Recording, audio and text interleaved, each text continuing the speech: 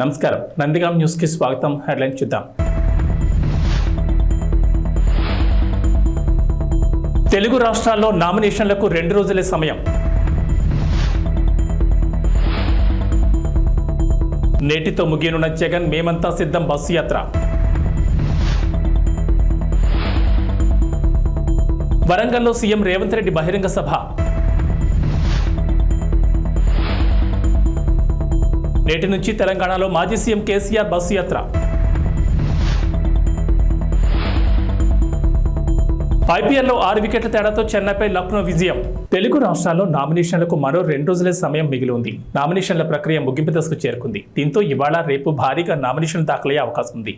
ఈ నెల 25వ తేదీతో నామినేషన్ల స్వీకరణ పూర్తవుతుంది.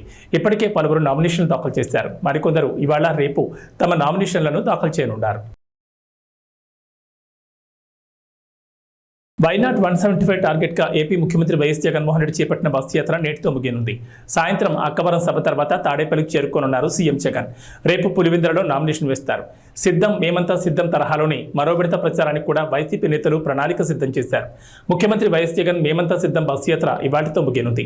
నేడు శ్రీకాకుళం జిల్లాలోకి జగన్ బస్సు యాత్ర ప్రవేశించనుంది. ఈ రోజుకు జగన్ బస్సు యాత్ర 22వ రోజుకు చేరుకుంది. రోడ్ షో ద్వారా Etcherla bypass, Srikakulam bypass, Narasannapeta bypass, Kotabommali, Kannevalasa మీదుగా పరశురాంపురం జంక్షన్ వద్దకు చేరుకుంటారు. దోపిడీ చేస్తే బందిపోట్లు అంటాం.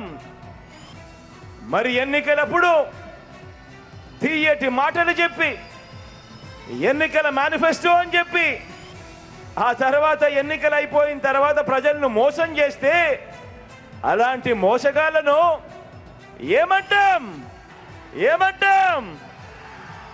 420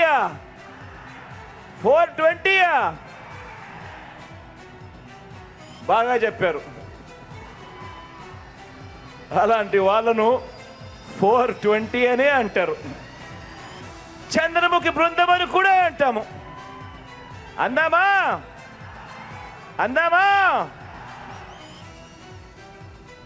ఎన్నికల్లో ఈరోజు కురుక్షేత్రంలో తలబడతా ఉన్నాం. జగన్ను ఓడించాలని వారు, పేదల్ని గెలిపించాలని, ఇంటింటి అభివృద్ధిని కొనసాగించాలని మనం చేయబోతున్న ఈ యుద్ధంలో మరో చారిత్రాత్మక విజయానికి సొంతం చేసుకునేదానికి మీరంతా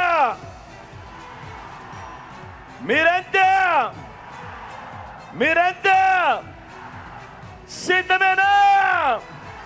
నేడు తెలంగాణ సీఎం రేవంత్ రెడ్డి సికింద్రాబాద్, వరంగల్లో పర్యటించనున్నారు. సికింద్రాబాద్ ఎంపీ అభ్యర్థిగా దానం నామినేషన్ వేయనున్నారు. ఈ సందర్భంగా దానం నాగేందర్ నామినేషన్ ర్యాలీలో సీఎం రేవంత్ పాల్గొనున్నారు. అనంతరం సాయంత్రం వరంగల్లో జరిగే బహిరంగ సభకు సీఎం రేవంత్ రెడ్డి హాజరు కానున్నారు. అయితే ఇవాళ హన్మకొండ జిల్లాలో సీఎం రేవంత్ పర్యటించనున్నారు. కాగా మడికొండలో కాంగ్రెస్ నిర్వహిస్తున్న ప్రజాగర్జన సభలో రేవంత్ రెడ్డి పాల్గొనున్నారు. Wardhannapet MLA KR Nagaraju, station Ghanpur MLA Kadiyam Srihari, Parakala MLA Revuri Prakash Reddy సభా ప్రాంగణాన్ని పరిశీలించారు. Warangal police commissioner Ambar Kishore Jha, central zone DCP MA భారీతో కలిసి హెలిపాడ్ సెంటర్ పార్కింగ్ స్థలాలను పరిశీలించారు. బీఆర్ఎస్ అధినేత మాజీ సీఎం కేసీఆర్ రాష్ట్ర వ్యాప్తంగా బస్సు యాత్ర నిర్వహించనున్నారు. ఈ బస్సు యాత్ర మే 10వ తేదీ వరకు కొనసాగనుంది. సుమారు 17 రోజుల పాటు సాగే ఈ యాత్రకు ఎన్నికల సంఘం అనుమతి ఇవ్వడంతో పార్టీ అవసరమైన ఏర్పాట్లు చేస్తోంది. నేడు ఉమ్మడి నల్గొండ జిల్లాలో కేసీఆర్ బస్సు యాత్ర, మిర్యాలగూడ నుంచి సూర్యాపేట వరకు కేసీఆర్ బస్సు యాత్ర కొనసాగనుంది.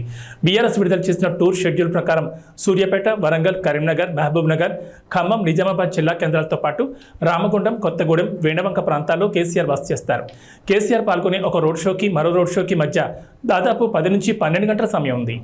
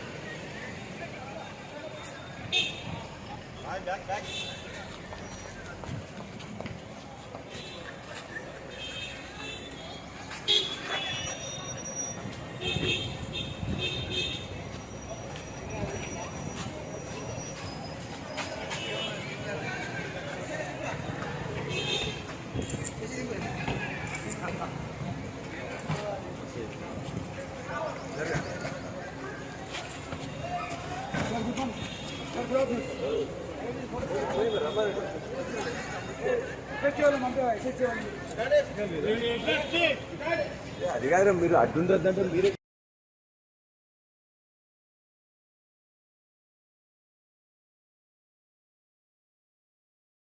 తెలంగాణలో ఇంటర్మీడియట్ పరీక్షల ఫలితాలు బుధవారం విడుదలయ్యాయి. ఏప్రిల్ 24న ఉదయం 11 గంటలకు ప్రథమ, ద్వితీయ ఇంటర్ ఫలితాలు ఒకేసారి విడుదల చేశారు.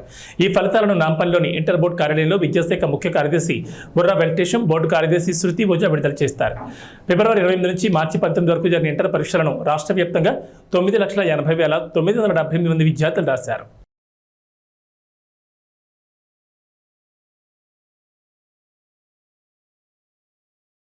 అమిత్ షా తెలంగాణ పర్యటన ఖరారైంది. రేపు అమిత్ షా హైదరాబాద్కు రానున్నారు. ఎల్బీ స్టేడియంలో పోలింగ్ బూత్ ఇన్ఛార్జీలతో సమావేశం కానున్నారు. అనంతరం భాగ్యలక్ష్మి అమ్మవారిని దర్శించుకోనున్నారు. తెలంగాణలో లోక్సభ ఎన్నికల బరిలో నిలిచే అభ్యర్థులపై కసరత్తు జరుగుతోంది. ఇప్పటికే 8 మందిని ప్రకటించిన బీజేపీ మరో 9 మంది గెలుపు గుర్రాల కోసం వేట కొనసాగిస్తోంది. ఈ క్రమంలో ఈ నెల 12న అమిత్ షా హైదరాబాద్కు వస్తున్నట్లు తెలిపారు.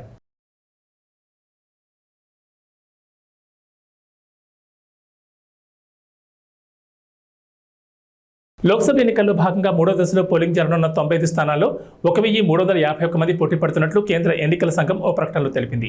12 రాష్ట్రాలు, కేంద్రపాలిత ప్రాంతాల పరిధిలోని ఈ 95 స్థానాల్లో మే 7వ తేదీన పోలింగ్ జరగనుంది. 1,351 మందిలో మధ్యప్రదేశ్లోని బైతూల్ స్థానం నుంచి అదృష్టాన్ని పరీక్షించుకుంటున్న 8 మంది అభ్యర్థులు ఉన్నారు. వాస్తవానికి ఈ స్థానానికి 2వ దశలోనే పోలింగ్ జరగాల్సి ఉంది. అయితే బీఎస్పీ అభ్యర్థి మరణంతో కేంద్ర ఎన్నికల సంఘం ఆ స్థానంలో పోలింగ్ను 3వ దశకు మార్చింది. 3వ దశకు సంబంధించి 95 స్థానాలకు మొత్తం 2,963 నామినేషన్లు వచ్చాయని, వాటిలో 1,563 నామినేషన్లను ఆమోదించినట్లు ఈసీ తెలిపింది. ఈ నెల 22వ తేదీతోనే నామినేషన్ల ఉపసంహరణకు గడువు ముగిసినట్లు వెల్లడించింది.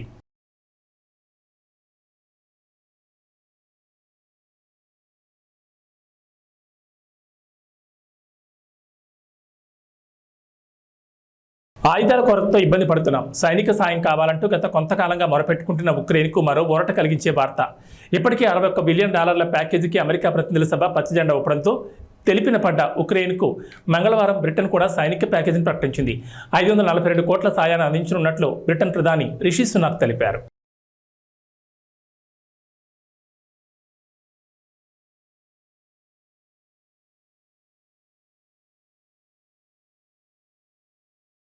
శ్రీకాకుళం జిల్లా పాతపట్నంలో ప్రజాకాలం సభ నిర్వహించిన చంద్రబాబు ఎన్నికల్లో ఎన్డీఏ కూటమి ఉత్తరాంధ్రలో క్లీన్ స్వీప్ చేస్తున్న ధీమా వ్యక్తం చేశారు. తాము అధికారంలోకి వచ్చాక రైతులను అన్ని విధాలా ఆదుకుంటామన్నారు. గిట్టుబాటు ధర, పంటల బీమా అమలు, రాయితీపై వ్యవసాయ యంత్రాలు, పరికరాలు అందిస్తామని చెప్పారు. వ్యవసాయంలో ఆధునిక సాగు విధానాలు తెచ్చి ఖర్చులు తగ్గిస్తామని భరోసా ఇచ్చారు. దేశంలో ఎక్కడ చూసినా శ్రీకాకుళం జిల్లా కార్మికులు ఉంటారన్న చంద్రబాబు తాము అధికారంలోకి వచ్చాక స్థానికంగానే ఉపాధి అవకాశాలు కల్పిస్తామన్నారు. ఇంటి పనులు నియంత్రిస్తామని హామీ ఇచ్చారు. కూటమి గెలుపు కోసం పనిచేయాలని యువతను కోరారు. ఉద్యోగుల పెండింగ్ బకాయిలు చెల్లిస్తామని చంద్రబాబు పింఛన్ల విషయంలో శవరాజకీయాలు చేయొద్దని ప్రభుత్వానికి సూచించారు. పాతపట్నంలోని గిరిజనుల కోసం ఐటీడీఏ, మహిళా డిగ్రీ, పాలిటెక్నిక్ కళాశాల ఏర్పాటు చేస్తామని హామీ ఇచ్చారు. ఈరోజు నేను ప్రజాగళం కోసం పాతపట్నం వస్తే పాతపట్నం కొత్త చరిత్ర రాయడానికి సిద్ధంగా ఉంది. అవునా కాదా తమ్ముళ్ళు అని మిమ్మల్ని అడుగుతున్నా. ఎటు చూసినా జనమే జనం. వెనకానైతే ఎటు చూసినా జనమే కనపడొస్తున్నారు. నేను చాలాసార్లు ఈ నియోజకవర్గానికి వచ్చాను, కానీ ఇంత ఉత్సాహం నా జీవితంలో ఎప్పుడూ చూడలేదు. ఇది చూసిన తర్వాత నాకు అనిపిస్తుంది, రేపు జరిగే ఎన్నికల్లో ఉత్తరాంధ్ర క్లీన్ స్వీప్ చేయబోతున్నామని చెప్పి నేను మీకు విజ్ఞప్తి చేస్తున్నా. ఇక్కడికి వచ్చినప్పుడు ఒక పక్క రామ్మోహన్ నాయుడు మీ అభిమాన నాయకుడు ఎంపీగా గెలిపించడానికి సిద్ధంగా ఉండమని, మూడోసారి ముచ్చటగా ఎంపీగా గెలిపించమని కోరుతున్నాను.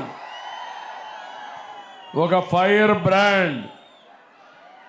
ఒకసారి చూస్తే ఉత్తరాంధ్ర ముద్దు బిడ్డ ఎర్రమనాయుడు గారి కొడుకు తండ్రికి తగ్గ తనయుడు అని చెప్పి మరొకసారి మీ అందరికి విజ్ఞప్తి చేస్తున్నా. ఇంకో పక్క ఒక యువకుడు గోవిందరావు గారు, సామాన్య వ్యక్తి, ఈరోజు ఇక్కడ ఎంపీగా ఎమ్మెల్యేగా ఇచ్చామంటే ఒక సాధారణమైన వ్యక్తికి ఎమ్మెల్యే ఇచ్చి గెలిపించే పార్టీ తెలుగుదేశం పార్టీ అని చెప్పి నేను మీకు తెలియజేస్తున్నా. 10 సీట్లలో గెలిపిస్తే మరోసారి ఢిల్లీని ఆటాడించే రోజు వస్తుందని బీఆర్ఎస్ కార్యనిర్వాహక అధ్యక్షుడు కేటీఆర్ వ్యాఖ్యానించారు.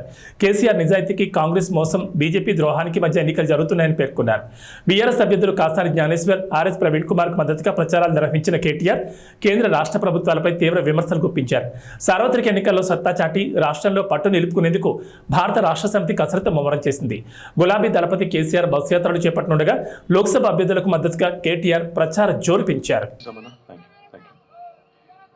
గౌరవనీయులైన పెద్దలు, మాజీ మంత్రివర్యులు, మీ అందరికీ ఆప్తులు, గతంలో వర్ధన్నపేట శాసనసభ్యుడిగా ఇవాళ వర్ధన్నపేటకు ఈ ఎన్నికల్లో ఇన్ఛార్జ్గా వ్యవహరిస్తున్న గౌరవనీయులు మరి ఎర్రబెల్లి దయాకర్ రావు అన్న గారు, మరొక ఇన్ఛార్జ్ గారు గౌరవనీయులు పెద్దలు మాజీ చీఫ్ విప్, ఈరోజు హనుమకొండ జిల్లా పార్టీ అధ్యక్షులు గౌరవనీయులు అన్న దాస్యం వినయ్ భాస్కర్ గారు, పెద్దలు గౌరవనీయులు శాసన మండలిలో డిప్యూటీ చైర్మన్ గారు అన్న బండా ప్రకాష్ గారు, మాజీ ఉప ముఖ్యమంత్రి పెద్దలు గౌరవనీయులు మరి స్టేషన్ గన్పూర్ నియోజకవర్గ బాధ్యులు అన్న డాక్టర్ తాటికొండ రాజయ్య గారు, గౌరవనీయులు భూపాలపల్లి మాజీ శాసనసభ్యులు గండ్రా వెంకటరమణారెడ్డి గారు, మాజీ మంత్రివర్యులు గౌరవనీయులు శాసన మండలి సభ్యులు అన్న బసవరాజ్ సారయ్య గారు, మన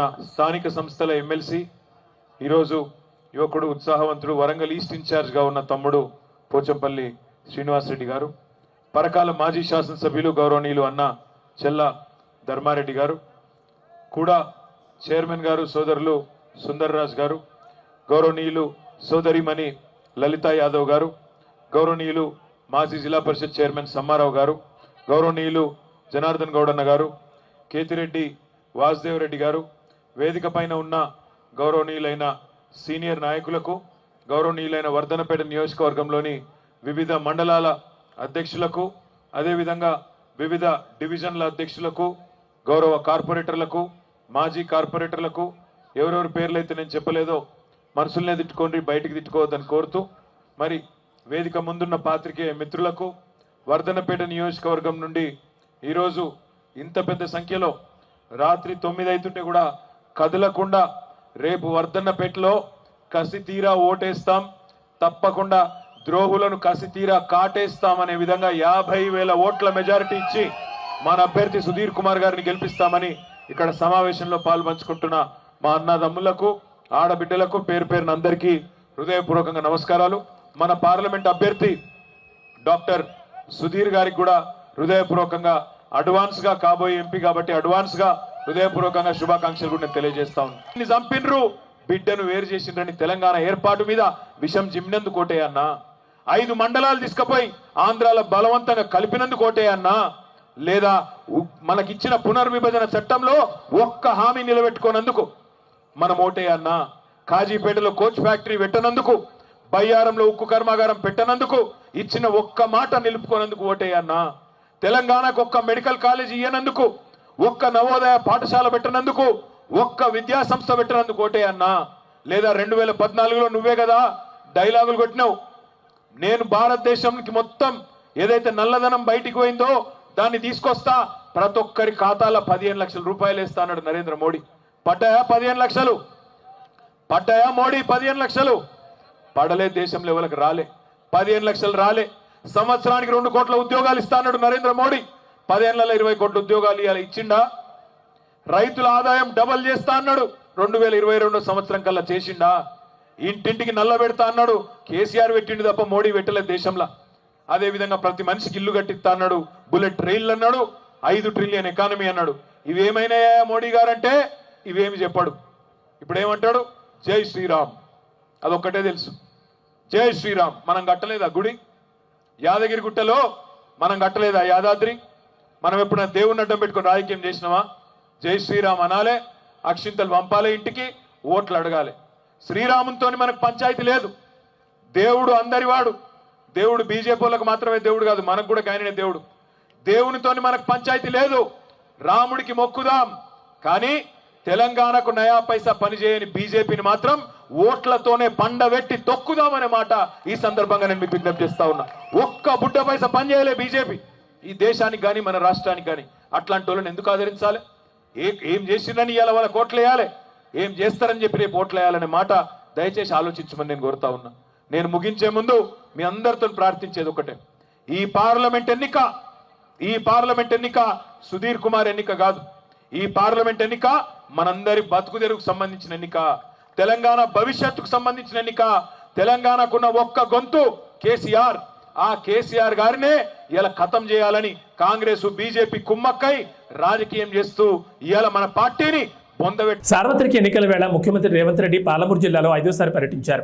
మహబూబ్ నగర్ లోక్సభ స్థానం పరిధిలోని నారాయణపేట జిల్లా మద్దూరులో కాంగ్రెస్ కార్యకర్తల సమావేశానికి హాజరయ్యారు. లోక్సభ ఎన్నికల్లో కాంగ్రెస్ ను దెబ్బతీసేందుకు బీఆర్ఎస్ బీజేపీ కుట్రలు పన్నుతున్నాయని ఆయన ఆరోపించారు. 10 ఏళ్ల కేసీఆర్ హయాంలో తెలంగాణ నాశనమైందన్నారు. రుణమాఫీపై బీఆర్ఎస్ నేతల విమర్శలపై రేవంత్ ఎదురుదాడికి దిగారు. తర్వాత కొత్తపల్లి మండలంలోని తిమ్మారెడ్డిపల్లిలో బాబాజీ ఆలయానికి వెళ్లిన సీఎం ప్రత్యేక పూజలు నిర్వహించారు. అనంతరం నాగర్ కర్నూలు జిల్లా బిజినపల్లిలో కాంగ్రెస్ జనజాతర సభకు హాజరయ్యారు. డీకే అరుణ, ఆర్ఎస్ ప్రవీణ్ కుమార్లతో తనకు ఎలాంటి వివాదం లేదన్నారు. 70 ఏళ్ల తర్వాత పాలమూరు జిల్లాకు వచ్చిన అవకాశాన్ని ఉపయోగించుకుని అభివృద్ధి చేసుకుందామని, అందుకు 2 ఎంపీలను గెలిపించాలని రేవంత్ ప్రజలకు పిలుపునిచ్చారు. సీఎం జగన్పై 26 కేసులున్నాయి. 11 సిబిఐ కేసులు, 9 ఈడీ కేసులున్నాయి. నంద్యాల, విజయవాడ, మంగళగిరి, పొన్నూరు, సరూర్ నగర్ పోలీస్ స్టేషన్లో 6 కేసులున్నాయి. జగన్ పెద్ద కూతురు హర్షిణి రెడ్డి పేరిట 4.43 కోట్ల విలువ చేసి 4.187 కిలోల బంగారం, చిన్న కూతురు వర్షితారెడ్డిల పేరిట 4.40 కోట్ల విలువ చేసి 3.450 కిలోల బంగారం ఉంది.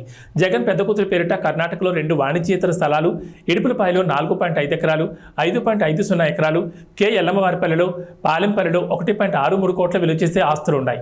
ఇక చిన్న కూతురుకు అదే ప్రాంతంలో అంతే సమానంగా ఆస్తులున్నాయి.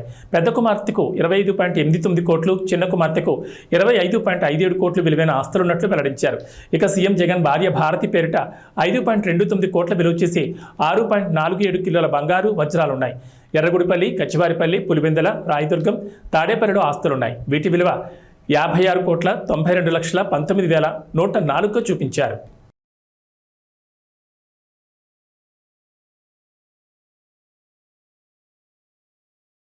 హీరో బాలకృష్ణ చిన్న కూతురు తేజస్విని అల్లుడు విశాఖ టీడీపీ ఎంపీ అభ్యర్థి భరత్ పేరిట 393.41 కోట్ల ఆస్తులున్నాయి.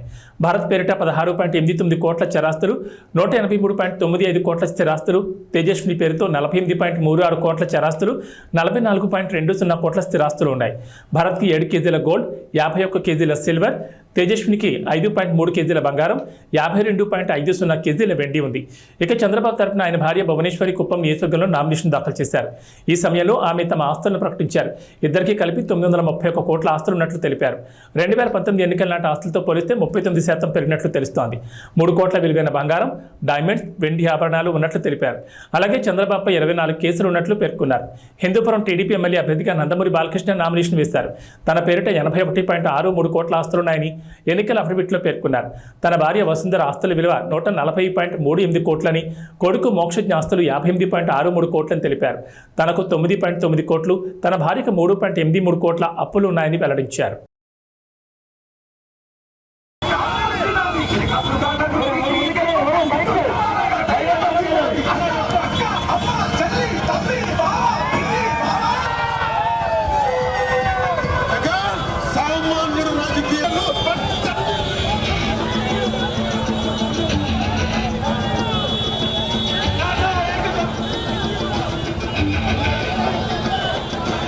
అధికార వైసీపీతో అంటకాగుతూ 5 ఏళ్లుగా ఆ పార్టీ అరాచకాల కొమ్మకాస్తూ వచ్చిన 2 సీనియర్ ఐపీఎస్ అధికారులపై ఎన్నికల సంఘం ఎట్టకేలకు బదిలీ వేసింది. ఆంధ్రప్రదేశ్ నిఘా విభాగాధిపతి పిఎస్ఆర్ ఆంజనేయులు, విజయవాడ సిపి కాంతిరాణా ఎన్నికల షెడ్యూల్ వచ్చాక కూడా వైసీపీకి అనుకూలంగా ఏకపక్షంగా పనిచేస్తున్నారంటూ ప్రతిపక్ష పార్టీలు ఫిర్యాదులు ఇచ్చాయి. వాటిపై సమగ్ర విచారణ జరిగిన ఎన్నికల సంఘం చివరికి వాళ్ళిద్దరిపై చర్యలు తీసుకుంది. తర్వాత స్థానాల్లో ఉన్న అధికారులకు బాధ్యతలు అప్పగించి తక్షణమే విధుల నుంచి రిలీవ్ కావాలని ఆదేశించింది. సార్వత్రిక ఎన్నికలు పూర్తయ్యే వరకు వారికి ఎన్నికల సంబంధిత విధులేవి అప్పగించొద్దని నిర్దేశించింది. వీరి స్థానాల్లో వేరే అధికారులను నియమించేందుకు వీలుగా ఒక్కో పోస్టుకు 3 ఐపీఎస్ అధికారుల పేర్లతో ఇవాళ మధ్యాహ్నం 3 గంటల్లోగా ప్యానెల్ సమర్పించాలని సీఎస్ జవహర్ రెడ్డిని ఆదేశించింది. నిఘా విభాగాధిపతి పోస్టు కోసం అదనపు డీజీ, అంతకంటే ఎక్కువ హోదా కలిగిన అధికారుల వివరాలనే పంపాలని పేర్కొంది.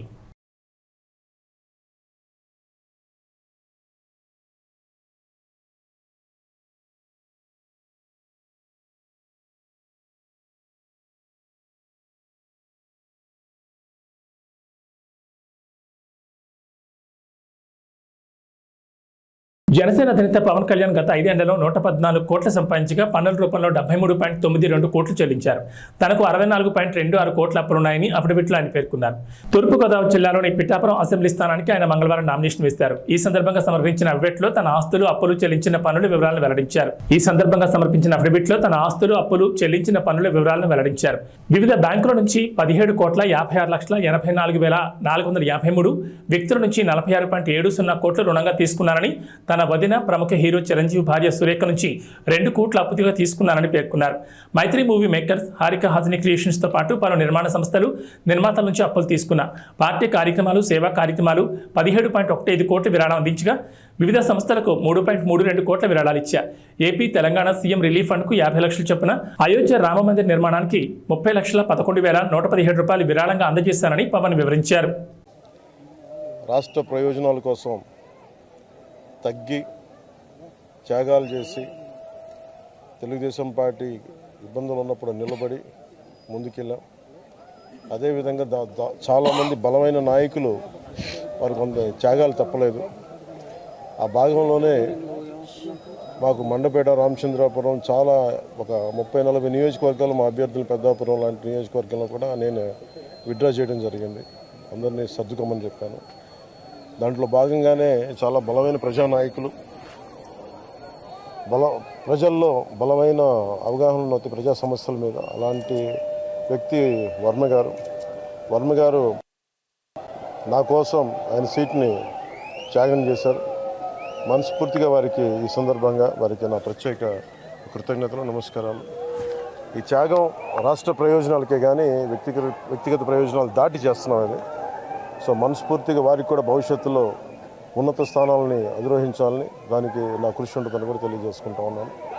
అలాగే జనసేన కాకినాడ పార్లమెంట్ పరిధిలో పిఠాపురం కూడా దాని తంగెళ్ళ ఉదయ్ శ్రీనివాస్ టీ టైం అధ్యక్షులుగా, మన టీ టైం వ్యవస్థాపకుడిగా పేరుంది. దాదాపు 25,000 మంది పైకి ఆయన ఉద్యోగాలు ఇచ్చారు. సో అలాగే దేశం నలుమూలల ఆయన టీ టైం చూడొచ్చు. కాకినాడ పార్లమెంట్కి వెళ్తే ఖచ్చితంగా అది ఉపాధి అవకాశాలు కానీ, మనకు కావాల్సిన ఓఎన్జీసీ వల్ల జరుగుతున్న కాలుష్యాలు కానీ, ఇవన్నీ చట్టసభ మన పార్లమెంట్లో బలంగా మాట్లాడగలిగే గళం. ఒక్క తెలుగే కాదు, ఆంగ్ల భాషల్లోనూ, హిందీ, తమిళ్లో కూడా నిష్ణాతుడు. అలాంటి వ్యక్తి ఈరోజు నుంచి అభ్యర్థిగా పెడుతున్న కాకినాడ పార్లమెంట్ నియోజకవర్గం నుంచి. ముఖ్యంగా బుర్రా కృష్ణరాజు గారు, భారతీయ జనతా పార్టీ నాయకులు, వారు మనస్ఫూర్తిగా అండగా ఉన్నారు. వారికి ప్రత్యేక కృతజ్ఞతలు తెలియజేసుకుంటాము. మేము ఎన్డీఏ కూటమి తెలుగుదేశం పార్టీ, జనసేన, భారతీయ జనతా పార్టీ అఖండ విజయం సాధించబోతుంది. దానికి తార్కాణం నిదర్శనమే ఈ నామినేషన్ వేసే ప్రక్రియ. అలాగే ఏ మీడియానైతే ఈ ప్రభుత్వం నలిపేసిందో ఆ మీడియాకి మేము అండగా ఉంటాం. మీ కష్టాల్లో మేము పాలు పంచుకుంటాం.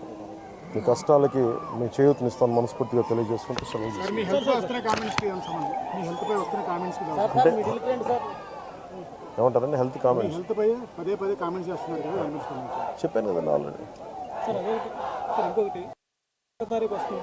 పెన్షనర్లకు సంబంధించి పింఛన్ ఇంటికి పంపుతారా లేదా ఎన్నికల నేపథ్యంలో ప్రభుత్వం రాజకీయం చేసే అవకాశం చెప్తారు. దీనికి మీరు ఏం మెసేజ్? అలా ఇది నిజంగా కనుక చీఫ్ సెక్రటరీ కానీ, పోలీస్ అధికారులు కానీ దీనికి అడ్డంకులు కల్పించకపోతే పెన్షన్ ఇళ్ళకే చేరుద్ది. ఖచ్చితంగా. కాకపోతే దీన్ని వాళ్ళు ప్రభుత్వం ఆపాలనుకుంటే ఇది ఖచ్చితంగా ఈరోజు ఈ 1వ తారీఖు ఇంటికి పెన్షన్లు అందకపోతే దాంట్లో ప్రభుత్వం కుట్ర ఉంది.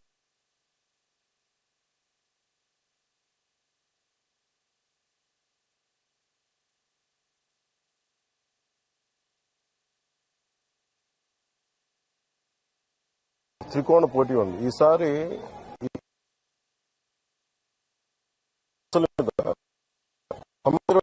పెట్టడానికి ఇప్పుడు నేను వర్మ గారు విడివిడిగా పోటీ చేయడానికి కలిసి మేము ఉమ్మడిగా ఒక ప్లాట్ఫామ్ సులభం అవుతుంది.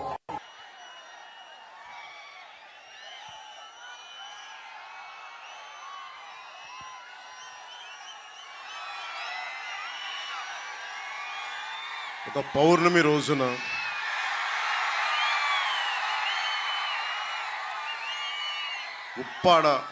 కొత్తపల్లి ఉప్పాడ మండలంలో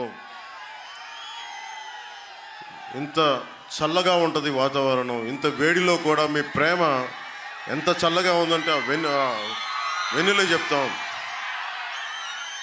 సో మీ ప్రేమామృతానికి ఈ వెన్నెల రాత్రి మీ ప్రేమామృతానికి నా మీద కురిపిస్తున్నందుకు మా కూటమి మీద మీ ప్రేమామృతాన్ని కురిపిస్తున్నందుకు మీ అందరికీ నా హృదయపూర్వక నమస్కారాలు, ధన్యవాదాలు.